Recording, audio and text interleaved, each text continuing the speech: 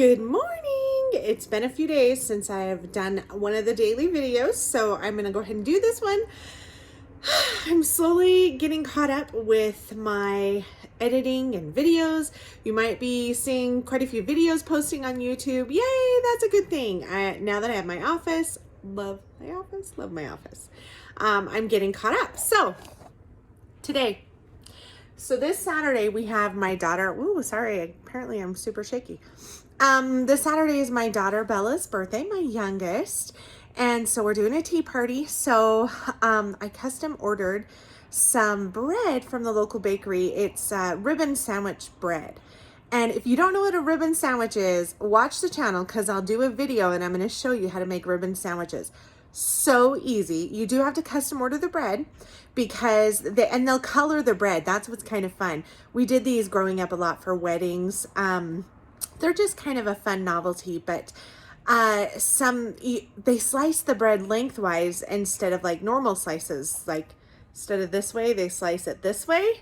So each loaf of bread you only get like maybe 4 or 5 slices with, but then you make like a huge sandwich and then you slice them and they're layered, like you do like 3 layers of bread with filling in between. And anyhow, I'll show you on the video. So watch for that. But we ordered some for her birthday party. So we're going to make some ribbon sandwiches for the little tea sandwiches. And I got to pick that up from the store today. And we'll make those sandwiches probably today or tomorrow so we can pre-freeze them. If you pre-freeze them, they're a little easier to cut. And then also I got to make some lemon bars, maybe even brownies for her party as well. And then I got to get laundry done. I've got 2, really, it's like 1 load left on my bed to fold and put away. Cause you know, when you don't get a chance to fold laundry, you end up just pulling stuff out of baskets. And what was once 2 loads of laundry is now 2 half baskets of laundry. So eventually I do need to, fold and put away laundry. I've put them on the 2 baskets on my bed every day for like the last 5 or 6 days in high hopes that I would actually get a chance to fold them, but it was misguided, and every night I take them off the bed. So today, hopefully, we'll get that laundry, and I got more laundry to do. Of course, there's always laundry. My sister's magazine's almost ready to go to print. She actually got COVID, her and her husband, so she's been in the hospital, and that's delayed things a little bit, but I've got one last thing to do today. I've been helping get all of the stuff that she needed to do for the magazine done for her. And so I've got one last thing to do today that somebody submitted last night. And then it's ready to go to print. Yay! And then, you know, it's pretty chill with her magazine for the next month or 2 because it's a quarterly magazine. So, and the OCQT website, just always touch and base. And that's, like I said, that's an ongoing process. Also, I told my kids we would start doing menu items again. So let me show you. We kind of go in phases. I like having our menu. Let me swap the video around. Okay, so this was for August, obviously, so I need to update it.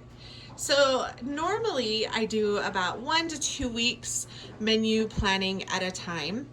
And so, yeah, we've kind of slacked off, obviously, and we go in phases like that. It's okay. So each person's name is under a day of the week, and that's their day. This was Kenzie's day, but then she moved out. So we got to kind of rearrange that.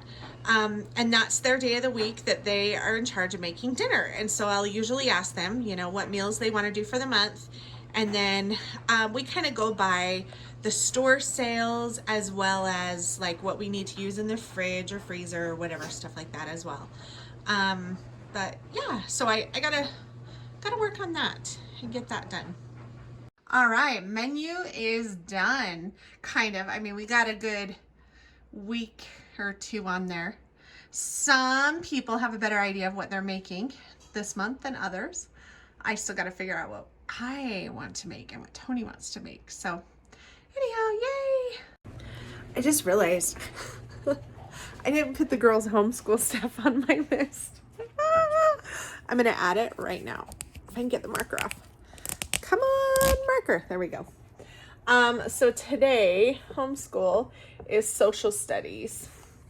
So on our agenda is for the homeschool for social studies is to learn about Utah, which I think I'm going to change that up.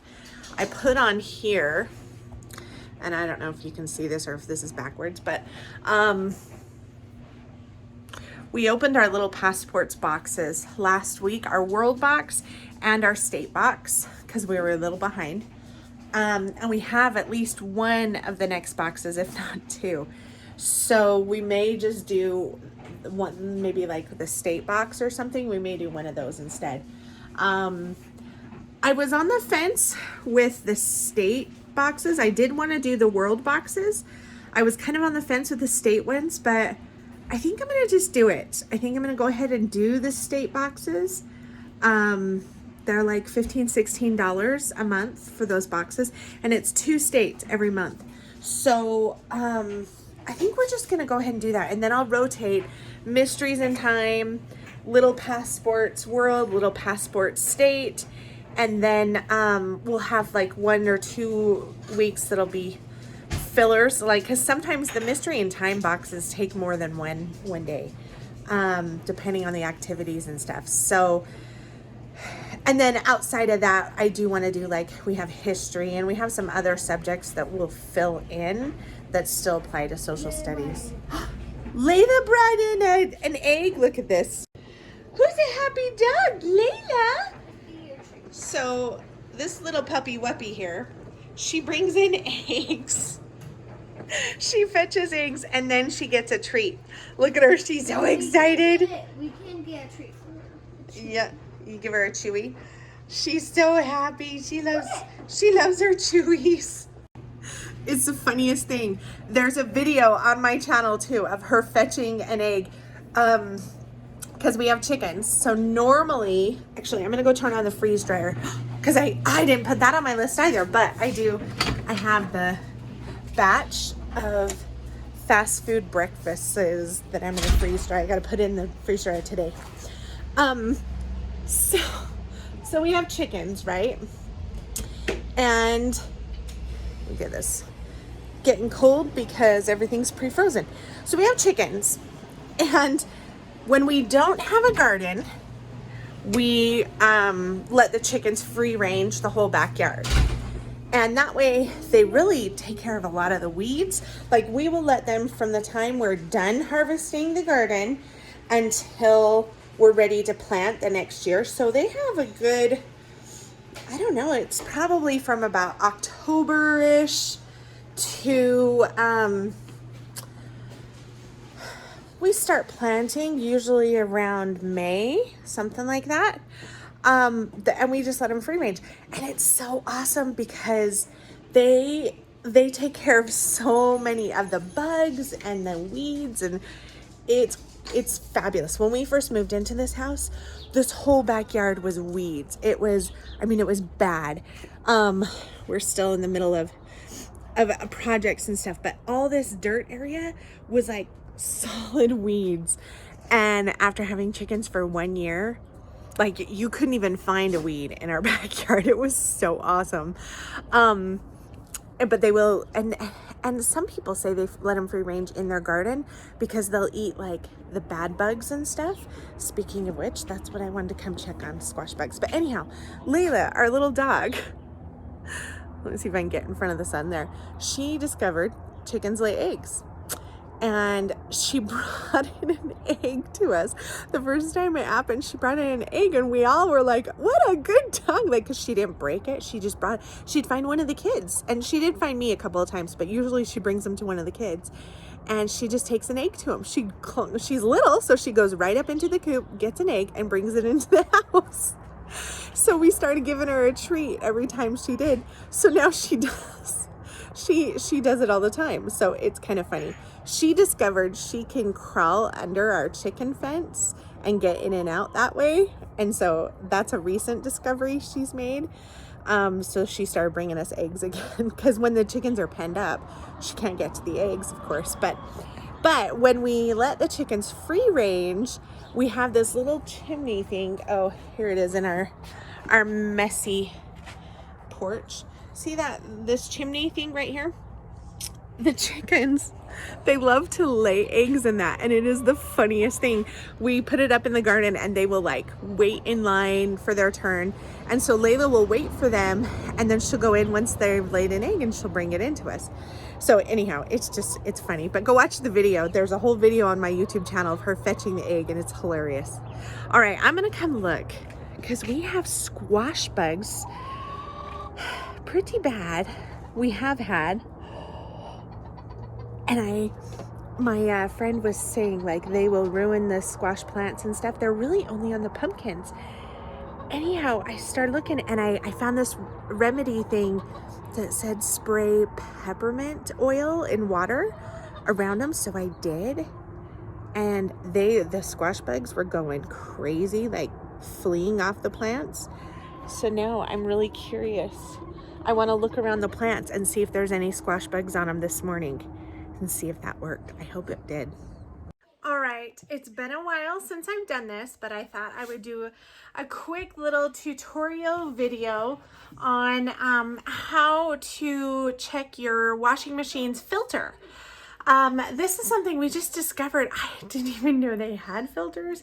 I didn't know this existed, but we had an issue. I think the washer just wasn't like all the clothes weren't spinning out, they were soaking wet basically, and we knew it was spinning, but just all the water was still in it. And somebody suggested, well, have you checked your filter? And I was like, washers have filters? And so, you know, I learned the hard way. So let me show you. I was just thinking barely, I haven't checked that filter for a while. Our washer's doing fine, but it's better safe than sorry, right? So let me do a video and I'll show you how to check and change your washer filter. Okay, so at the bottom of your washing machine, if you have a newer, mine's a front loader, you have this little section. So using just a butter knife, put your knife in the top just to pry it out. And this will come off, it's supposed to. Come on, there we go. That just slides right off. Now this is your drain spout. So when you pull this out, water's gonna come out of there. This is where it gets a little tricky because you wanna catch the water. I might have to get, let me see. You want something shallow enough that it'll catch, you can slide under there unless you happen to have clearance. And this isn't going to fit. So I need to get something that's not as tall. Okay, there we go. We found a cake pan that'll slide under there and fit. So this just kind of helps filter and funnel the water. So once I turn this is what our filter is in. Once I turn it, water will come out. Let's just hope there's not enough water to fill this. So just start by turning it counterclockwise. And here comes a little bit of water. Ooh, there's some more water. Woo, and that is some smelly water. All right, and there's our filter. Whew, that water is stinky. Not too bad. When we checked this the first time, this was like clear full of stuff. Had change, it had all sorts of stuff. But this time it's really not too bad. So I'm gonna go ahead and just put it in and then just turn it clockwise until it's tight. Definitely wanna make sure it's tight up in there because you don't wanna be leaking some water, right? Close the flap. Come on, stay up. Oh, that's right, it was. We'll move our water out and then this just goes right back on. As long as we can find the guides where it attaches. There we go. And that's it. And that's how you change your washer filter.